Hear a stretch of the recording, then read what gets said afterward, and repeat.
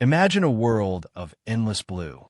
The Pacific Ocean, a liquid continent stretching thousands of miles in every direction. For millennia, its vastness posed an insurmountable barrier, a watery wilderness seemingly untouched by humankind. How could anyone possibly navigate, let alone colonize, this immense expanse? This is the story of a people who defied the odds, master navigators and intrepid explorers who transformed the impossible into reality, the Polynesians.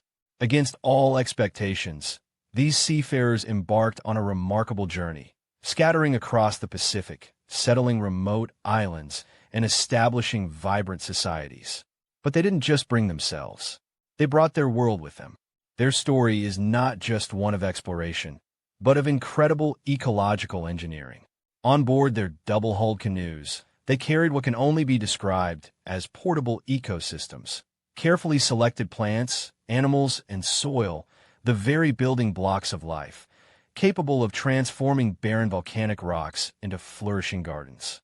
Join us as we unravel the mysteries of this incredible feat, from the careful selection of taro and breadfruit to the crucial role of the Polynesian rat. We will explore the ingenious strategies that allowed these voyagers to establish life anew on distant shores. Over the next 10 sections, we'll chart their course, examine their tools, and delve into the deep cultural knowledge that enabled them to colonize the Pacific with living cargo. Prepare to witness a story of extraordinary resilience, masterful navigation, and the profound connection between humanity and the natural world. Get ready to discover Voyaging Ecosystems, how Polynesians colonized the Pacific with living cargo. Imagine a world dominated by water, an ocean so vast it dwarfs continents. The Pacific, covering a third of the Earth's surface, it's an expanse dotted with islands, scattered like jewels on an endless blue cloth. For centuries, these islands remained isolated, shrouded in mystery. How could anyone possibly navigate such immense distances, battling unpredictable currents and relentless storms?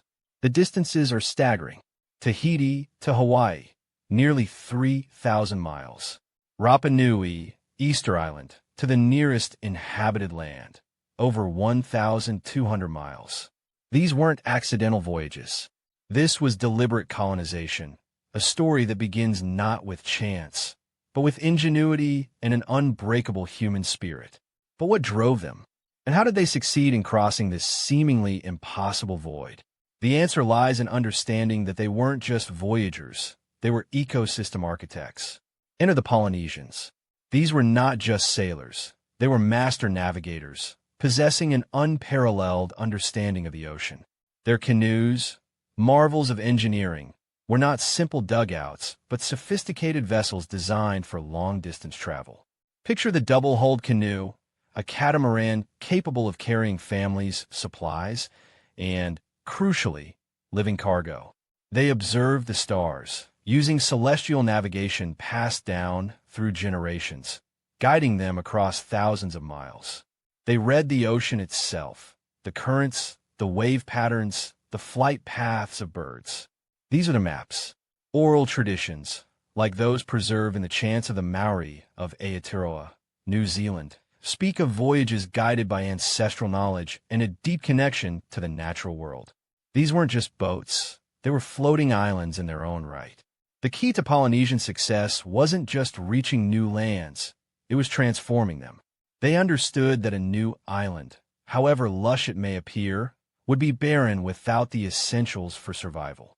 It wasn't enough to just bring people. They had to bring a whole ecosystem with them. Imagine the foresight, carefully selecting plants and animals that could thrive in new environments and provide sustenance for generations to come. This was ecological engineering on an unprecedented scale. They weren't just colonizers. They were gardeners of the sea, transforming volcanic rock and coral atolls into thriving human habitats. This understanding reveals a complex relationship between the people and their environment, a symbiotic partnership that allowed them to flourish across the vast Pacific. At the heart of the Polynesian diet lay two vital staples, taro and breadfruit. Taro, a starchy root vegetable, provided carbohydrates and could be grown in wetlands or irrigated terraces, a testament to Polynesian agricultural ingenuity. Breadfruit, a large fruit-bearing tree, offered a highly nutritious and versatile food source. Captain Bligh's infamous voyage on the HMS Bounty was, in fact, an attempt to transport breadfruit from Tahiti to the West Indies. These plants were not simply food. They were the foundation of Polynesian society. They dictated settlement patterns, influenced social structures, and provided the energy needed for the monumental tasks of building canoes and temples. Their propagation demonstrates a deep understanding of botany and agriculture. Beyond plant life, animal protein was crucial for a balanced diet. Chickens and pigs were carefully selected and transported on these voyaging canoes. Chickens, providing eggs and meat, were relatively easy to maintain and offered a consistent source of protein. Pigs, while requiring more resources, offered a larger and more substantial source of meat, particularly for ceremonial feasts and celebrations. These animals weren't just livestock. They were integral to the social and religious life of the Polynesians. Archaeological evidence from sites like the Lapidus settlements suggests these animals were domesticated and transported as early as 1500 BC. The careful management of these animal populations showcases a sophisticated understanding of animal husbandry and resource management. Sugar cane, a sweet and versatile plant, also accompanied the Polynesians on their journeys. While primarily known for its sweetness, sugarcane held a far more significant role than just a food source. It was used medicinally, its juice believed to have healing properties.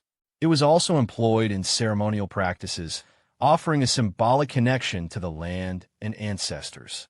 Imagine the careful selection of the right varieties, the understanding of the ideal growing conditions.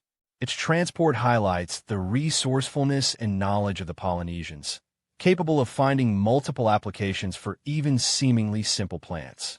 Sugarcane demonstrates a holistic understanding of plant usage, going beyond mere sustenance. The paper mulberry tree, or Brucinetia papyrifera, was another crucial companion on these voyages. Its bark was meticulously processed to create tapa, a type of bark cloth that served as clothing, bedding, and ceremonial items.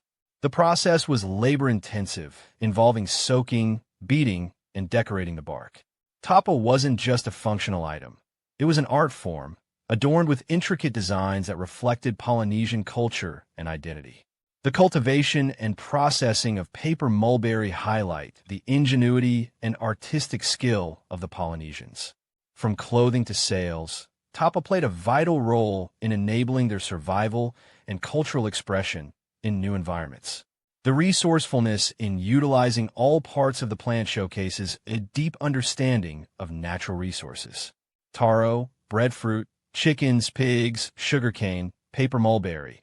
These are just a few examples of the canoe plants that form the backbone of Polynesian colonization. Collectively, they represented a carefully curated ecosystem designed to thrive in new environments and provide for future generations. These were not accidental introductions. They were deliberate acts of ecological planning. The legacy of these voyages extends far beyond the islands themselves. It's a story of human ingenuity, resilience, and a profound understanding of the natural world. The successful colonization of the Pacific stands as a testament to the ability of humans to not only adapt to, but also shape their environment, creating sustainable and vibrant societies across a seemingly empty ocean. Their story serves as a crucial lesson for us today, as we face our own environmental challenges. But the voyaging ecosystems were far more complex than just the intentionally cultivated plants and animals.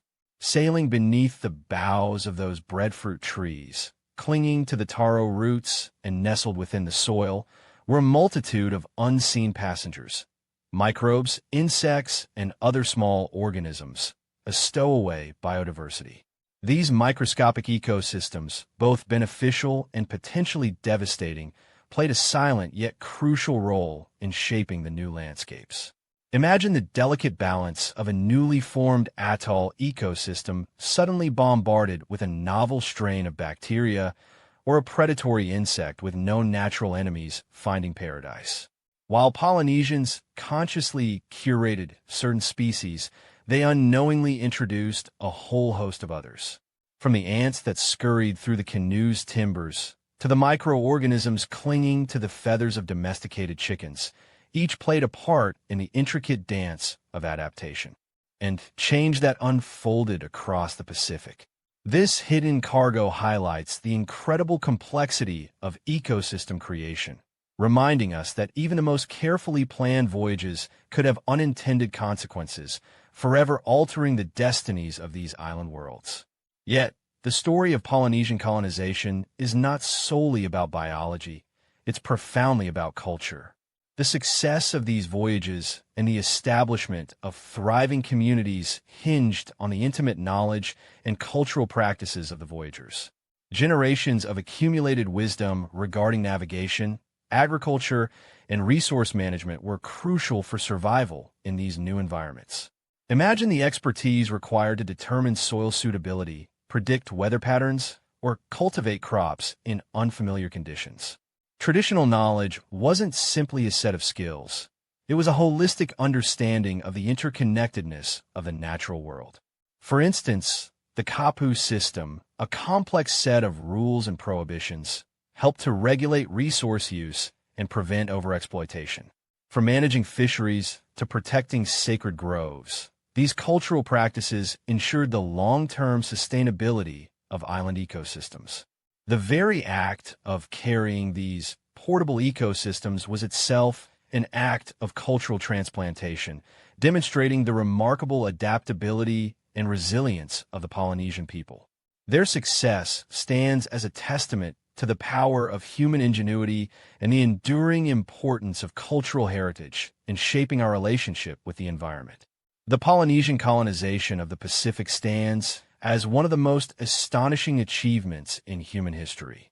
It was a testament to their exceptional navigational skills, their deep understanding of the natural world, and their unwavering determination to reach new horizons. More than just explorers, they were environmental architects, carefully transporting and cultivating ecosystems that would sustain future generations. They proved that even the most seemingly insurmountable challenges could be overcome with ingenuity, planning, and a profound respect for the delicate balance of life. But their story is more than just a historical marvel. It holds vital lessons for our present and future. As we grapple with the challenges of climate change, resource depletion, and the need for sustainable living, the Polynesian voyage offers a powerful example of resourcefulness and adaptation. Their intimate knowledge of island ecosystems and their ability to manage resources sustainably for centuries provide a blueprint for a more harmonious relationship with our planet. The story of the voyaging ecosystems is a powerful reminder that the future of humanity depends on our ability to learn from the past, to embrace innovation, and to navigate the complexities of our world with the same courage, knowledge, and foresight that guided the Polynesian voyagers across the vast Pacific. They changed the world, can we?